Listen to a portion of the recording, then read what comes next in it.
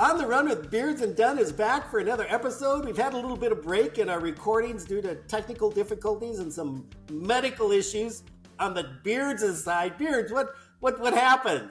Well, gosh, Dad, last summer, I came down with that gosh darn infection in my knee, and Right. that kind of kept us from doing a couple, 2 or 3 shows. Well, then here about, 2 weeks ago, I think today, gosh dang it, I just thought I was getting a bad cold. I was out in Chamberlain, South Dakota, guiding out there for walleyes, and anyhow, I laid in bed out there for 2.5 days, finally came home, went to the doctor, and I've got pneumonia. And Jill and I were supposed to be down with you and Karen I this know. week, so I went to the doctor. They gave me a bunch of antibiotics and some steroids to take, and I just wasn't feeling good. So I went back on Sunday, and they changed the medication and gave me an inhaler. And today, now this morning, is the first time I've been able to take a deep breath, and I don't hear my lungs, wheezing. So I'm feeling a lot better. I'm glad to hear that. Nice. I'm just amazed you're so full of antibiotics. How any bug or virus or could have a chance in your body? But anyway. Oh my Well, gosh! I'm telling you, I think I'm good if I live to be 100, I'm good for the rest of my life on the antibiotics. Well, I am happy. Let's get into this. I'm happy because I don't want to waste any time. I'm happy to introduce. We have a guest with us again, and he's an author, and he was gracious enough. I always am interested in how this. I can't remember Marc Polo. I'm going to mess up your name. Pollini. Did that come close, Marc? Pollina. Pollina.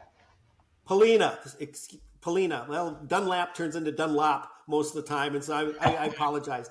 But Marc's written a book, and it's called, I got it right here, the Boston Marathon Handbook. And his publisher was gracious enough for somebody to reach out to us and say, hey, would you guys be interested in looking at this? Well, I don't think I need to share anybody's history of Dick Beardsley in the Boston Marathon. Marc might even speak to that a little bit because Dick is mentioned in the book on a couple of occasions. And I've got my personal best at Boston in '83. And so it's, I ran 11 marathons. And if you said, what was your favorite one? No doubt Boston. And Dick, I know you're probably going to jump in and echo something I just said. Well, yeah, Marc, I wish I would have had your book back in 42 years ago, back in 1882. It might have helped me beat Salazar there towards the end, because that was my very first Boston Marathon. And I've got a couple gals that I coach online. One is running her like 20th Boston, and the other one it's her very first one, and she's hoping to break 3 hours there. But like I tell them, and I've told anybody, there's no race like the Boston Marathon.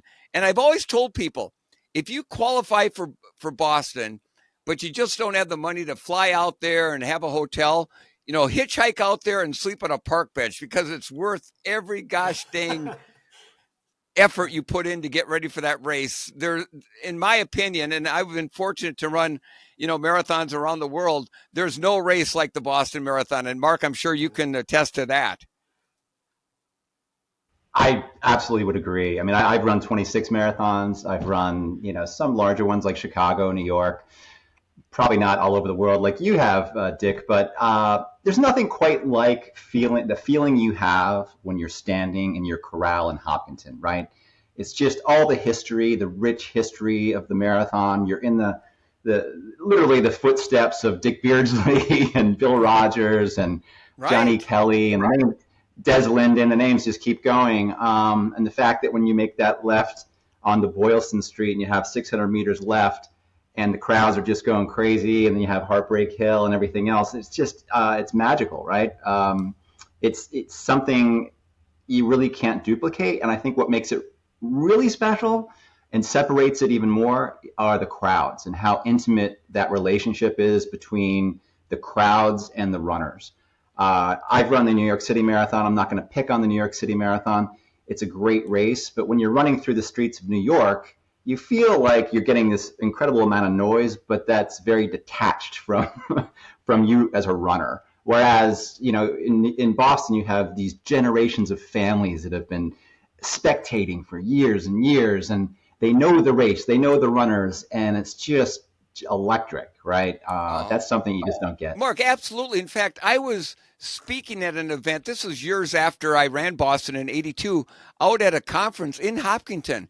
And an older gentleman came up to me afterwards and he says, Dick, I've lived in Hopkinton all my life, and my family and I have for 40, he says, I'm not a runner, but my family and I for 47 consecutive years have sat at the starting line and watched the start of that race.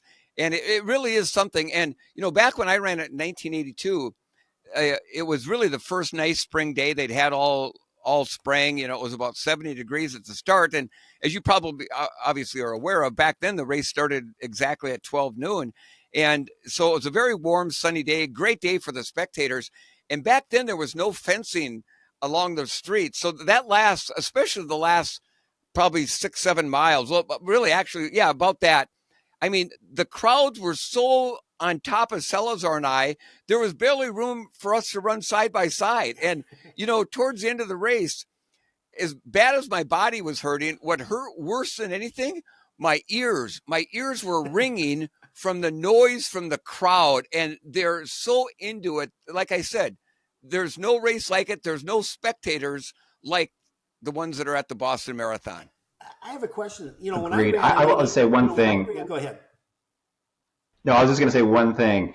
The footage on YouTube of you and Salazar going through the streets in the last, let's call it 6-7 miles, is some of the, I've never seen anything hype me up and pump me up for a race more than that footage. So I know people are probably tuning into this podcast because they have the marathon days away. I would strongly encourage you also to check out that YouTube video of you and Alberto Salazar running the streets of Boston. Unbelievable. Mark, if people can find that on YouTube, just type in Duel in the Sun 1982 Boston Marathon, and it's about a 10-minute clip. And I use that as an intro to some of my talks I do. But I've seen that video literally thousands of times. It's honest to goodness. It still makes the hair on the back of my neck stand up every time I see it. I love it. It is that good. A quick question. When I ran, and Dick, when you ran, they used to publish the number and the name of the runners in the Boston Globe, if I'm not mistaken. And I just remember as I'd be running, people would be looking down the road and they'd spot your number. They'd look in the paper and they'd go, hey, Mike, go. They'd be yelling my name, or South Dakota, because they might have my name in, I think, the state or where I came from. And you're like, who in the heck do I know in Boston? But no, I kind of knew that. And that's just their reputation, is that they're there to support the runners, and like no other race that. And I think I shared with Mark, I got a photo at the top of Heartbreak Hill a couple weeks after the race. And I opened up this envelope and it was a little slide like you use in those carousel slide projectors. And it was me. And the guy wrote a note, and I didn't keep his name. I mean, to this day, I regret that. But he goes, hey, Mike, I took this picture. I traditionally stand at the top of Heartbreak Hill. I take photos of runners. And then he sees your number and he looks you up. And how he got my mailing address, I have no idea. But they didn't even have the internet in 83. And he said, I just thought I'd send you this photo of yourself. And I was just blown out of the water. I mean, some stranger took my picture and went to the effort of developing it, putting an envelope, write a note, and sending it to me. And I have that to this day. It's a great memory. But well, so Mark, what made you decide, what, I think Boston, I need to write a book and call it the Boston Marathon Handbook to help others try to, get through this crazy event? Yeah. I usually have a stock answer for that, but I'm going to change it up today because, really what it boiled down to is I knew obviously there were books about the Boston Marathon, and they usually fell into one of two buckets, right? So memoirs, you have Des Linden's Choosing to Run, right? Great example of a memoir written in first person. I did this, I did that. And she has an incredible story about 2018 for sure. The second, kind of book about the Boston Marathon typically is an historical account. So Tom Derderian has Boston Marathon. It chronicles every race. Yeah, 1897 all the way up to today. And, that's written in third person. So Dick Beardsley did this in 1982. Right. Johnny Kelly did this in 1927, et cetera. So when I was looking at things, I wanted to write something that was different, that put the reader and the runner in the race itself. So I wrote the entire book in second person. So literally when Nice. you're reading it, no matter where you pick it up, it's as if you're running the race yourself. Pretty cool. There was that. And then the other thing is I have experienced the race in so many different ways, right? So I was a bandit when I first started. I ran as a charity runner, and I didn't get fast enough for years and years and years until I finally qualified. And then when I qualified, I've been qualifying ever since, but I've seen it from a lot of different angles. And of course, as I've done it 18 times now, soon to be 19, I've met many people in the greater Boston ecosystem. And because of all these different experiences, I was able to write the book and speak to all these different people and different stakeholders of the race. And that made putting it together special. And then, of course, getting contributions from you and other dignitaries and luminaries all over the world just made it extra special. So I'm really, really proud of what we've put together. And the most exciting thing for me is now that it's out in the world and has been since February 6th, is just sharing it, right? Sharing it with readers and runners, getting their reaction, and helping people, like you just said. If you had it when you ran for the first time in 1982, maybe things would have played out differently. And I think it's a perfect book for somebody who hasn't run the race. And if somebody has run the race even multiple times and they're a streaker, it's going to be a beautiful walk down memory lane for them. Well, and I think too, Mark, is that, a lot of folks that have never run Boston before, this will be their first time. Many people say, just go out there and enjoy it because, most people don't run real well that first time because they just don't know what, it's such a different course than any other with the downhills. Everybody, talks about those 4 mile stretch, from 17 to 21 miles, but it's those downhills that can just turn your legs to hamburger. So I think, with people, having this book, hopefully if they get it between now and Monday, they can kind of get a little idea on it. But for those that don't, then maybe are running their first Boston next year, to be able to just kind of get an idea of what it's like. So mentally they can kind of prepare for that before they even run it is definitely a big help. Yeah. Agreed. I mean, I'm envious of people running it for the first time. Actually, I've run it, 18 times, and you'd think I have it all figured out. I wrote the book on it, but speaking to it and knowing all the trade secrets is one thing. Executing them on race day is something very, very different, right? Because mentally, you really need to be locked in a way that you don't have to be in other more forgiving courses like Chicago or New York, right, where you don't have the challenges that you're going to face at Boston, whether it's weather or just the undulations of the course, et cetera. So yeah, I think, it would have been wonderful to have had it when I first ran. And when people say that it's their first marathon, I'm like, oh my gosh, I can't wait to share this book with you because I really think it can make a big difference for sure. Yeah, you could have just named this the Marathon Handbook. I know it's kind of specific to Boston, but it applies to any marathon you're going to do. And I kind of thought as an idea, I'm just going to walk through the chapters, and and I'm going to give you the opportunity, Mark, to kind of give me what you think is like the take home. Chapter 1, why Boston? I think we've already kind of spoke to that. Chapter 2, getting in. And you've mentioned that you've been a bandit, a charity runner, a qualified entrant. So for the person like Dick said, who's like, this is on my bucket list, I want to run Boston.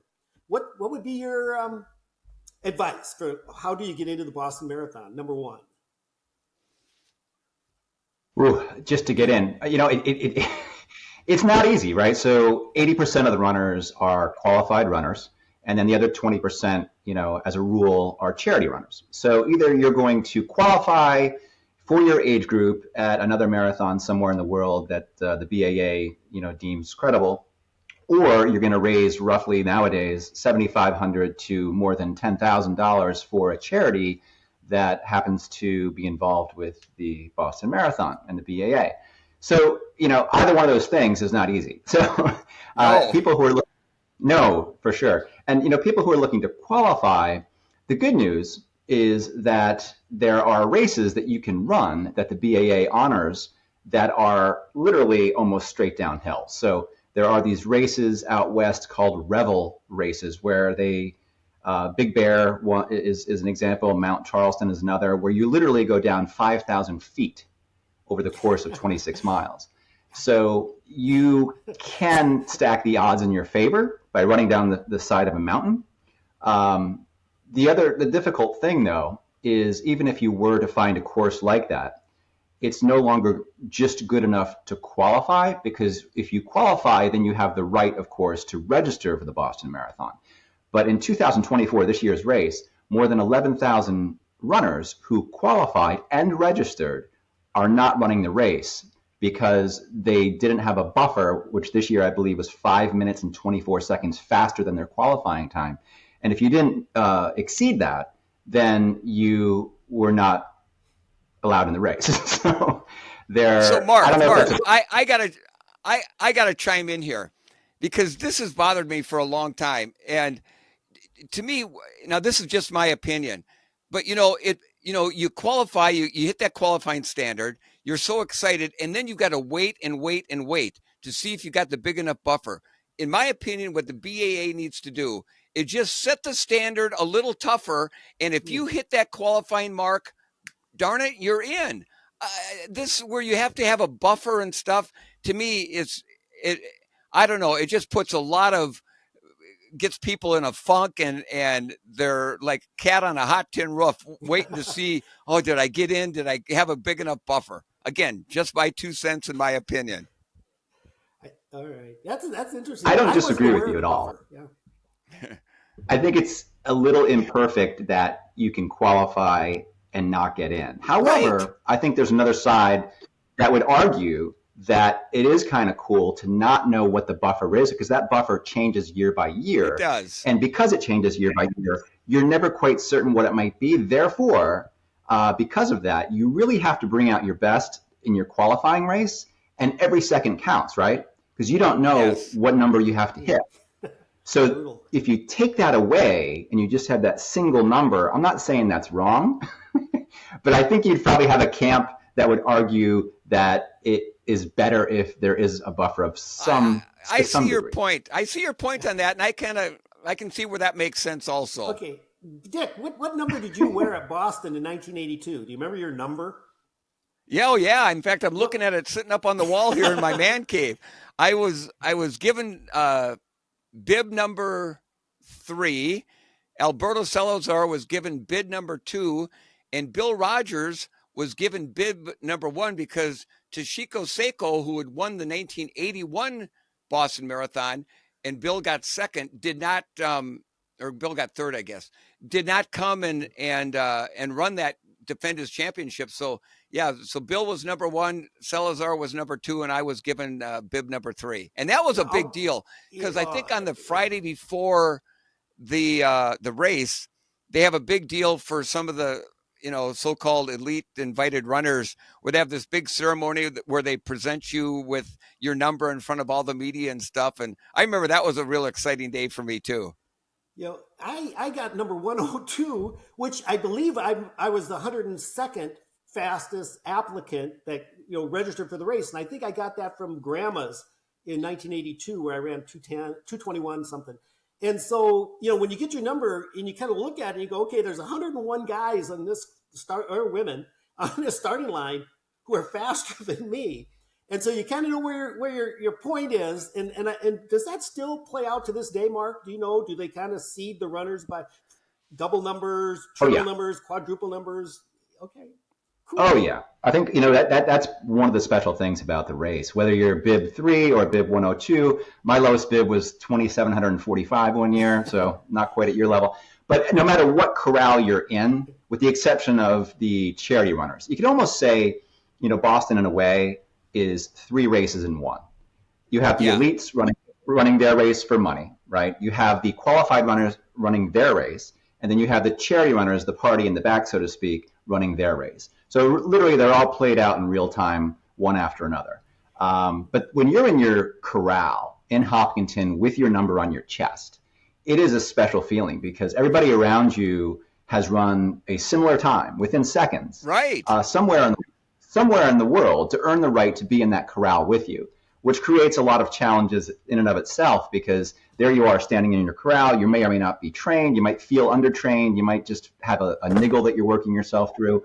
And there you are looking at the runners, and you immediately have this comparison trap that you fall into of, oh, look at that runner. They look far fitter than I am. Yes. Look at those super shoes. I bet you they're the latest carbon plated shoes. Right. Mine aren't. So you go through these. You haven't even left Hopkinton, and you're already starting this downward spiral. So it's tricky physically, and it's also very tricky up here. Absolutely. Mentally. I love it. The corral thing was cool. I was with 102. The top 125 got in the first corral, and when you walk up there, it's a special feeling. You're like going into Studio 54, the VIP lounge. The bouncer at the door looks at you and go, "Come on in."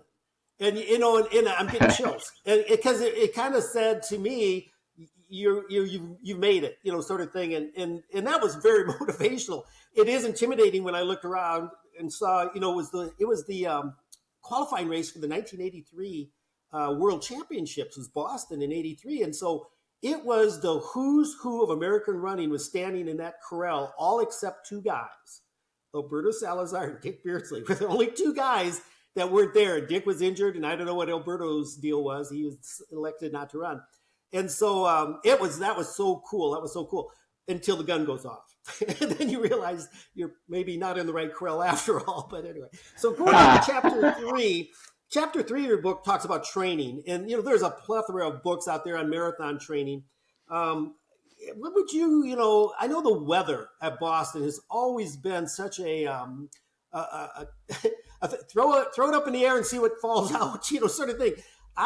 Dick got a warmish day, which isn't ideal. I got a perfect day, which was cool, and a slight tailwind in '83, and Greg Meyer ran 209, blah, blah, blah. Then, it wasn't many years down the road. It was the run for the hoses was in the 70s. Any thoughts, being in April too, you have to train in the winter months. What are your thoughts, Mark, on how would you approach it? Wow. First of all, not easy, right? So the one thing about the weather is you're never quite certain what you're going to get. In 2018, I call it perfect chaos, where we had 30-mile-an-hour headwinds, we had driving rain, and feels like temperatures in the upper 20s. So it was just absolutely the worst condition you could possibly run in. 2012 was an 87-degree day. 2004 was an 87-degree day. And that weather can shift during the race itself. A good example is Jack Fultz, won, and he wrote the foreword for the book. Tremendous story behind him. But in 1976, it was 100 degrees, feels like temperature in Hopkinton. And then when he finished, it was 68 degrees in Copley Square. Right. So you can actually, have very different weather patterns, especially if on race day you have storms coming and going off the coast. So it's tricky. But as far as training goes, one of the things that is proven, and Dick, I'm sure you can appreciate this, that has proven to work for sure, and you saw that a lot in the 70s and 80s, is to know the course, and know the course intimately. So Bill Squires was a famous coach, and he knew the course, all the nuances of it, and would drill that into his disciples. And if you don't know the course well, you're really at a disadvantage. Another thing you want to do, of course, is once you have that knowledge, you want to mimic it in your training as best you can. So if you're in a place with hills, obviously you want to find those hills, perhaps later in your long runs. And of course, if you're in a situation where you're maybe in Florida and you don't have those hills, you need to figure out on a treadmill or bridges or whatever you can find to kind of mimic some of those hills. And it's not, to Dick's point earlier, it's not just the uphills, it's the downhills as well.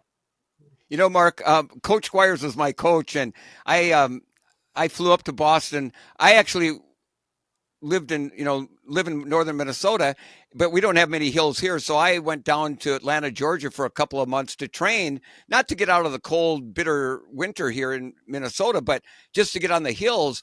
And then I went up to Boston a couple of weeks before, and Coach had me running different segments every day of the course, and he'd be alongside me in his car, and we're just down from Hopkinton a little ways, and he pulls over and he's going real slow, and I'm running alongside him, and he takes a tennis ball and he opens up his door.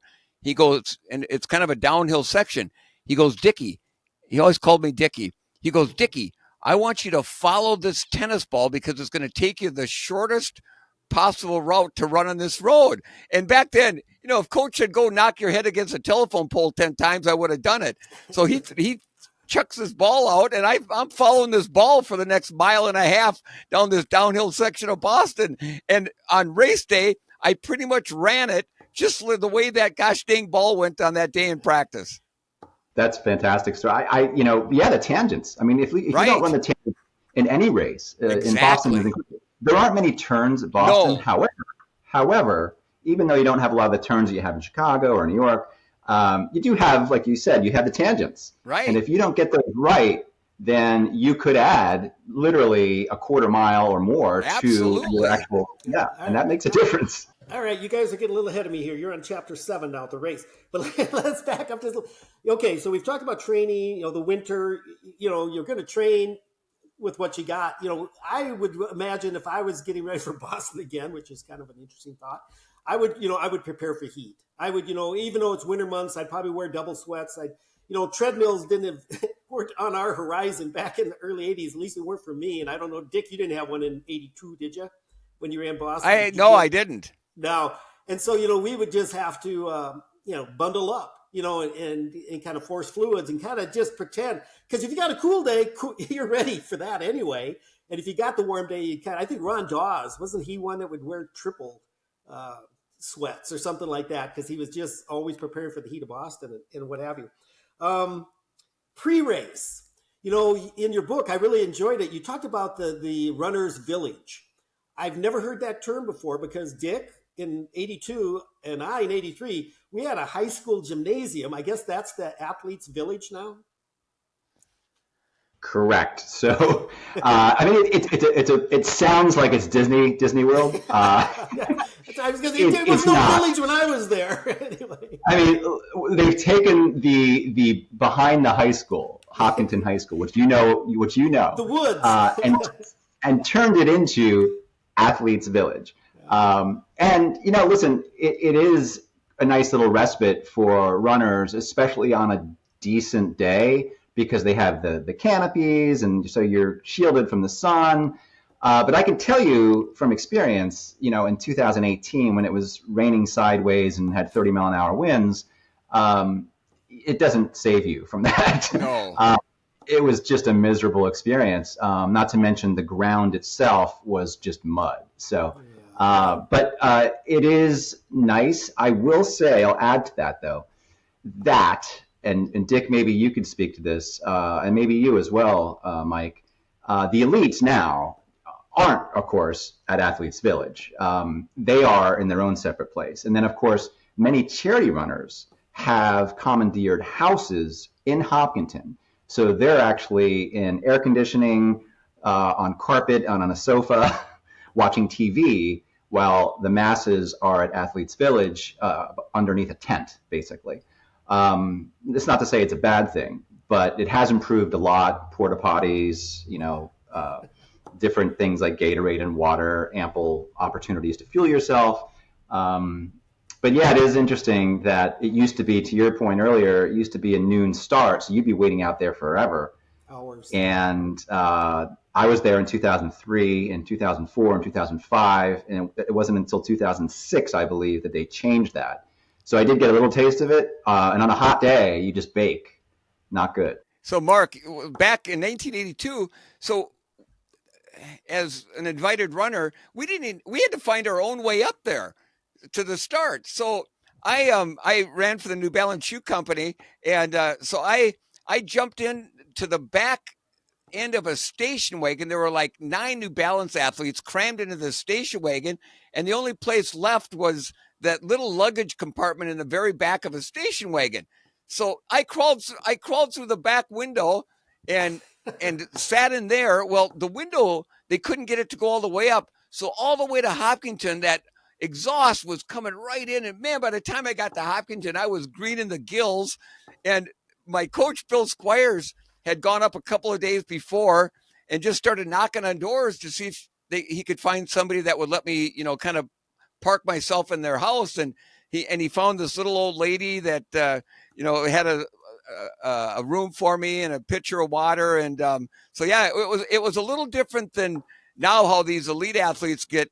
I mean, they're like worshipped out there now, and they've got the special buses that get them up there and special place to go, which is a good thing, that's for sure. Yeah. I had to Yeah, ride the that bus is hilarious. I mean, the stories like yours are littered all over, Right. Hopkinton. Oh yeah, I mean, back in the day, it was just so much different. It is nice to see that it's changed. Yes. But I will say this, Hopkinton, that's a small little tiny town of about 18,000 people, and then of course 30,000 runners, take over. So it literally swells to 3 or 4 times its normal size on race day. But those families that open up their homes to runners like you and runners to this day are just fantastic, and it gets back to the intimacy with the crowds and the spectators, and it's part of the just part of the Boston magic. Absolutely. Yeah, Mark, I had to ride the bus. I stood out with my ticket, got on a bus with a friend of mine from South Dakota, and just real quick, it was cool in that we had George Sheehan. I'm sure you're familiar with George Sheehan, the author, the cardiologist. Yeah, George was on our bus. He climbed on shortly after my friend and I did and sat a few benches in front of us. And we actually had a chance to chat him up a little bit. And so, kind of a, quote, celebrity sighting, if you would, on the way. And it did seem like that was forever to drive from Boston to Hopkinton in a bus. And then they did dump us out there a couple hours ahead of time. And it was kind of a misty, cool day. And the gym was packed. We thought, well, let's go in there and try to get off our feet and stay dry. Couldn't hardly get into the place, and the heat and humidity in there from all the bodies and carbon dioxide or whatever. We finally said, let's just we went outside and stood under a tree. And then, nature calls, and the porta potty lines were unreal. We had 8,000 runners, a little over 8,000. Well, you know what we did? And I know they'd say don't do this. We headed into the woods. And you'd see runners all through the woods, men, women, nobody cared. We're all runners. And they were doing their business. And as you walked through there, you'd watch where you stepped, because you'd find little piles of toilet paper. They're like landmines. And you'd leave your souvenir, your warning sign for the next guy. And I know they said the lawns around Hopkinton are the greenest lawns in Massachusetts or something. Anyway, all right. So pre-race, we got there. The race, I love the way you break it down, Mark. Would you share with us, I think, the 4 ways you look at Boston? We're talking about the race. Yeah. So any marathon, and you can both appreciate this, I call it the 3 C's, right. Which basically are this. So the first 10 miles of any marathon you run, especially a flat marathon, you want to conserve energy in that first 10. And I mean conserve physical energy, mental energy, emotional energy. You want to just feel like you're tapered, you're ready to race. So you should feel almost as if you're jogging. And that jogging pace should be right around your goal pace, but don't be too caught up in exactly hitting the number. The second 10 miles, from 10 to 20 or 11 to 20, you want to cruise. That's the second C. You want to lock into that goal pace, and you want to hit that number over and over and over until you get to mile 20. Then at that point, if you've done the first 2 correctly, if you've conserved and then you've cruised properly, you should have a little something left, especially on a flat course, to then compete. And that's when you just throw your gloves off and you want to go, if you can, if you still have anything left, you either want to stay on pace or slowly ratchet up your effort, almost like a crescendo, all the way to the finish line. And that's a perfect marathon, so the 3 C's. Boston's different. The reason it's different primarily is the course itself. And so I'm going to break it down slightly. It gives you one more C. The first C is the same. That is, you want to conserve from 1 through 6, because that is basically a downhill stretch from Hopkinton that takes you to Framingham. So you, again, want to conserve energy of all sorts. The second one is also the same. It's cruise. But that cruise is from miles 7 to 15, because that takes you down the hill leading to Newton Lower Falls. It's not going to be flat. It's not a pancake of any sort. It's undulating, but it does give you a chance to cruise as you want to cruise. Then things get a little different. That's a C that's different. And that's when you start hitting the Newton Hills in 16 and working your way up to 21, the top of Heartbreak Hill. That's where you control. That's the third C, the different C. you want to control your effort. You want to throw that metronome that you were, listening to as you cruised through 7 to 15. You want to throw it out, and you want to really do a diagnostic as you're going up those hills and think to yourself, how much effort am I expending on these hills? Because the race isn't won or lost at the top of Heartbreak Hill. You've got miles left. So you want to control your effort up through 21. When you get to the top of Heartbreak Hill, you hit Boston College, you go down the backside. That's where you're going to return to the C that you knew from before, which is compete. Because if you've done the first 3 properly at Boston, you're not going to feel great. Nobody feels great. You're going to feel slightly wrecked. However, if you execute those first 3 properly, then you will be in far better shape than the others. And that means one of 2 things. Either A, you're going to continue the pace that you were cruising at and not slow down, or B, you're actually going to be able to pick up the pace because it is a downhill stretch. And if I took both of you out and put you at the top of Heartbreak Hill and said, run your fastest to the finish line, you would fly because it's a very fast stretch if you have the legs to pull it off. So that's my 4 C's. Again, compete for that final stretch from 22 through 26.2. That's the magic. Mark, I think your 4 C's, if people run it like that, that is the perfect. Honestly, I'm listening to you and I'm thinking that is you nailed it on the head. That's the perfect way to run the Boston Marathon. It absolutely is. Good for you. Well, it sounds good on paper. Right. I did, when you said it, I'm going back in my mind, my memory, and it's like, yes. And I'll be honest with you, that stretch from 17 to 21, I was on the rivet, which means, we talk about threshold, anaerobic threshold, all these kind of things, and it's like, I was going up Heartbreak Hill and I was not feeling it. And my friend who I was running with left me and I had to make a decision. Dig deeper, Mike, don't let him go, which probably would have blown me up. I would have lost control. Instead, I thought I can't, if I go any faster, I got too far to go yet. And so your words are just right. And so I let him go. I stayed in control. And not to brag, I ran 5:17 a mile that day.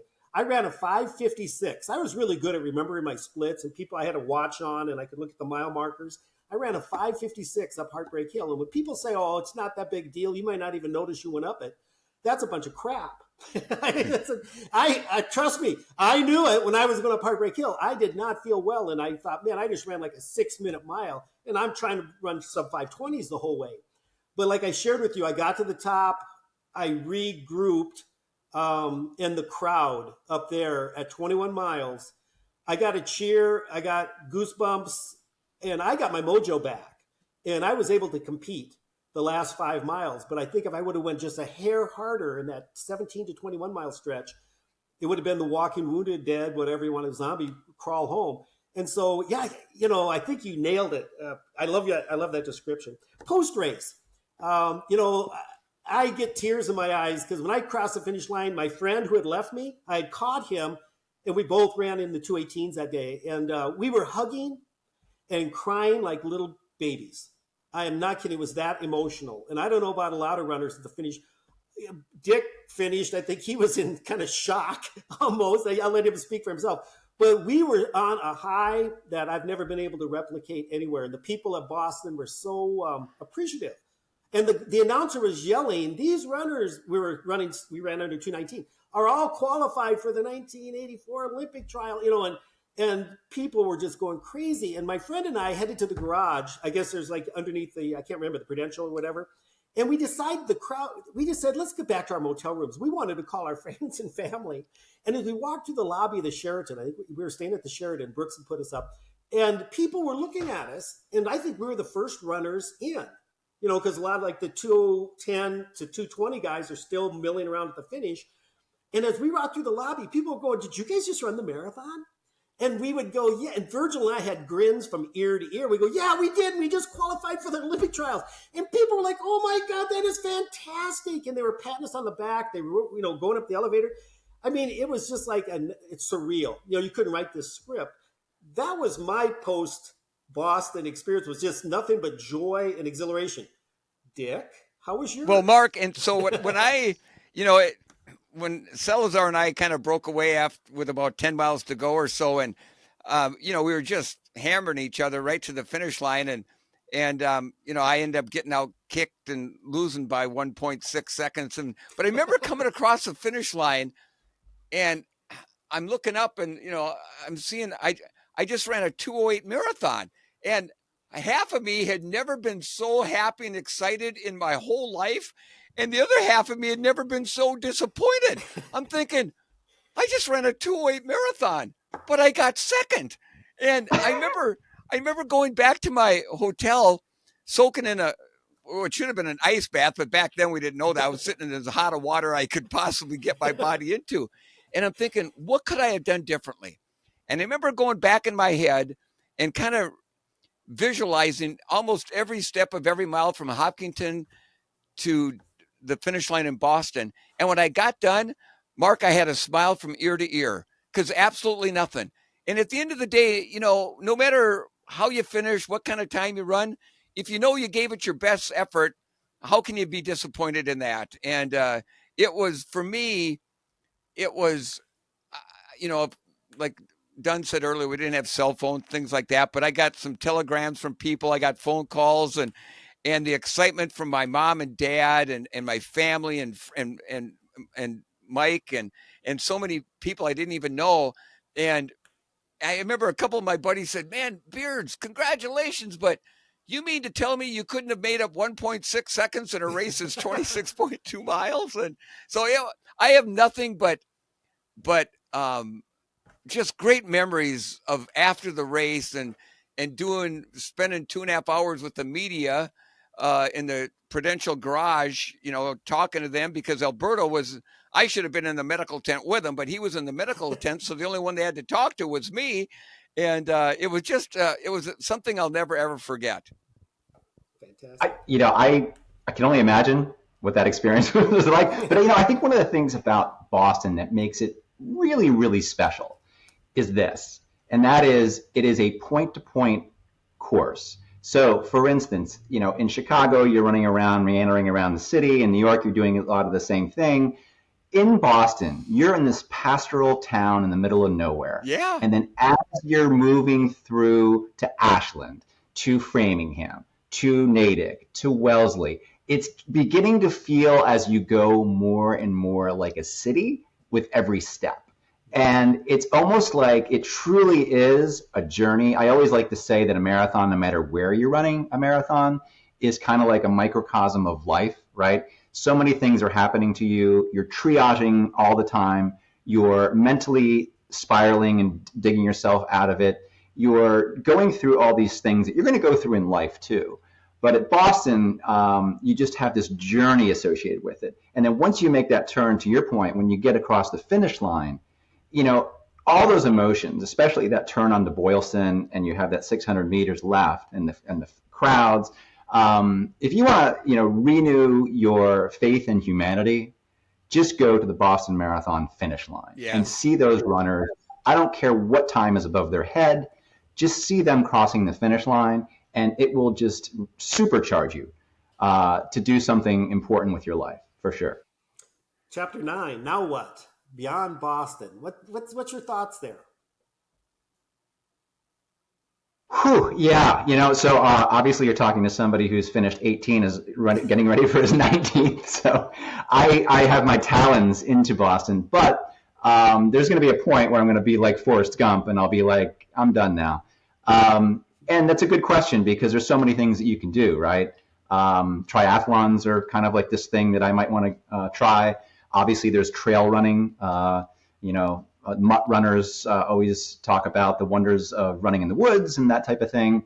And then there's also ways that you can participate in the Boston Marathon without actually running it, right? You can spectate, you can volunteer, and those are fantastic. I know volunteers at Boston have been there for, 3 generations. Right. So, and it's, that in and of itself is special. So, one thing that's kind of cool that I speak to a lot of things in the book, but it's age-graded running.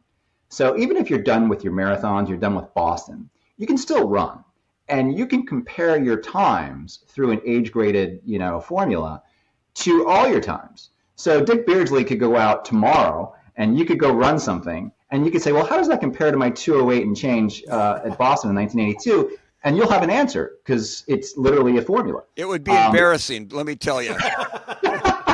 I mean, I think that's pretty cool. And it actually, at my stage where I probably have my PRs, my personal records in the rearview mirror, I'm really trying to redefine my relationship with running and keep the joy front and center. And to do that, age-graded racing is something that I have begun to embrace. So that's one opportunity. But there's so many things, I think, beyond Boston. And I think some people, I speak to it in the book, that are just, I call them Bostaholics, where they get so absorbed in Boston that rules out any other spring race. And I'm of the opinion, as great as Boston is, there's so many other great races in the world. Yes. And it's time to open your eyes, I think, when you're done with Boston and start running some of them. Well said. I think I hate to think there's too many runners that say, I've done it, check the box, I'm done with Boston. And I can't imagine this, but I'm sure there are people that fall out of running. It's like I checked that box. I have a hard time even imagining that. But keeping that lifestyle. I love the runner's lifestyle. I started when I was 14 years old and I'm 67. I'm still following, the athletes. I feel like I'm an athlete, even though I'm not competing anymore. And so the lifestyle, when I observe that in other older runners and men, like this Bob Bartling that we had interviewed earlier, he was such a great role model to me. He was, middle-aged, out there competing and enjoying himself and trying to establish personal best for himself. And, that's the satisfaction you get from that's immeasurable. Oh, yeah. And Mark, I still run, I still run every day, but I'm seriously, I'm slower than molasses in January. In fact, I tell people if I ran any slower, I'd be going backwards. But I go to bed at night, and honestly, I can hardly wait to get up in the morning and go out for my run. I still love it. And it never bothered me that, I'm 68 now and that I could never ever run those kind of times again or run those kind of workouts again. I'm just blessed I can still get out there and still want to get out there and still enjoying putting one foot in front of the other. And it's just a great thing. So Mark, how can folks get your book? Yeah. Wow. In many different ways. So it's everywhere books are sold for sure. So if you want sheer speed and you're not hyper concerned about Jeff Bezos maybe controlling the world someday, then I would suggest Amazon. Barnes & Noble, also very good. If you want to do something online and support your local booksellers, I would go through bookshop.org and order it because they will purchase it through your local bookseller. Obviously, forgetting online for a second, if you want to do something in the real world offline, I would suggest you go to your local bookstore. Chances are it's there. If it's not there, then definitely tell them you want to order it. They will order it, and they will even order some for the store if they don't have them there already. If you want more information on me and on the book and different things that I'm doing, you can go right to my website. And there you can also find links to order the book as well. That's markwpollina.com. But yeah, so I mean, really, if you have your fave local bookstore, I would say that's your best bet. And Mark, we can't thank you enough. This book of yours is going to be so helpful to so many people. And for those that aren't able to read it before this year's Boston, this is a book that'll live on for a lifetime as far as how to run that great race in Boston, and a great job of putting that together. And I haven't had the chance to read it yet, but I'm sure going to read it. And I can just tell from talking with you, and I know Dunn has run it or has read it, that it's definitely worth your time to purchase this book and give it a good read, and it'll teach you a lot about the Boston Marathon. I think Jim Fix, caught the. Thank you so much. I mean, go ahead. Well, I would. Dick, go ahead. I was going to say thank you, Dick, for contributing to the book. That was, so many. The fact that you're so generous with your quote, and we got a picture of you in there, and of course, I knew I was going to write about Duel in the Sun because it's one of the things that I think is incredibly special about the race, and I highlight quite a few of them, but that's one of them. that whole just era of running, I think, is special as well. But yeah, I mean, it's just nice to have it out in the world. It's great to meet other runners and use the book as almost like a wedge to just meet runners and talk about running and talk about this great race that we love. I make the point in the book that the best way to learn something isn't to sit in a lecture hall and listen to somebody talk about it. It's to take that great thing you want to learn and put it in the middle of the room, and that way everybody can gather around it and learn from it together. And that is the Boston Marathon. It's important. People should continue to gather around it even after we're all gone. It is that special, and it's nice to have the book out there. I think we did that with the book where we put the race kind of in the middle of the room, and the room just happens to be the size of the world. Absolutely. Don, anything else you got there, buddy? Well, I was going to say, Jim Fixx caught the running boom wave and wrote the complete book of running, and it was a bestseller and did wonderful, and people bought it because they had nothing. And since then, I hesitate to guess how many books have been written about running, training programs, like you said, first and third person type of things. I think this one should be a must for any runner. If you know a runner, if your family member's a runner, and you're looking, I need to get my cousin a gift, I need to get my nephew a gift, I need to get my husband or wife a gift, and they're runners and they're kind of serious about wanting to run a marathon, I can't recommend this book any higher. If they said, what's the one book you'd like to get somebody to help them become a better runner, I would point them in this direction. I think it's well done.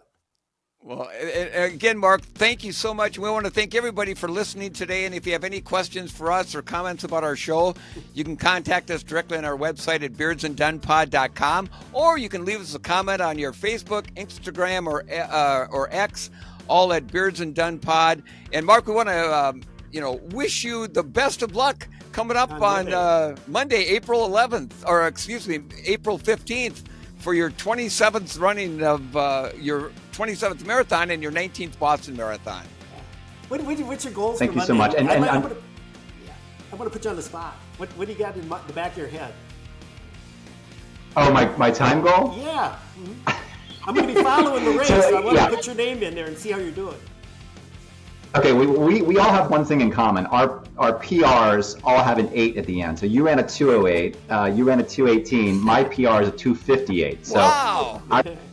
I was in arrears, but that's my PR. Now here's the thing: my fastest Boston, and this is sad, is only 3:11. So my goal this year, I have to qualify again. I have to run a 3:35. But to have a buffer, I would prefer to run at least with a 10-minute buffer and sneak under 3:25.